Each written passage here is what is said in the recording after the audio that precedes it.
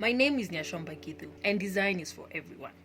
Using Play-doh takes us back to children in the mud, conceiving ideas from scratch, but also the ones that we saw on television and the ones that we also learned from school. And as adults, we can sometimes reject the idea. The idea came to us for our upcoming session, Everyday People and Everyday Objects, because of wanting people who shied away from design to be cautiously aware of the items in their everyday lives and how they affected them without them realizing.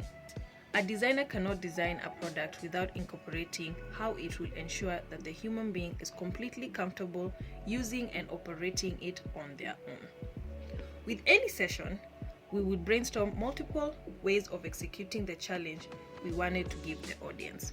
At first, we wanted to give them items to work with and see the outcome. We foresaw that this would restrict their creativity.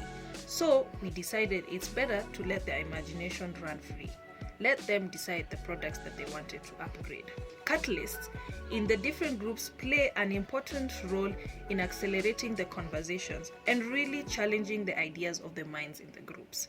The use of Play-doh became a vital part of getting the idea to prototype level for the presentations that lie after the session. And I'm grateful that our sessions created that safe space for people to fully let go of all the barriers holding them back from a wholesome experience. Thank you so much, and as always, stay free-minded,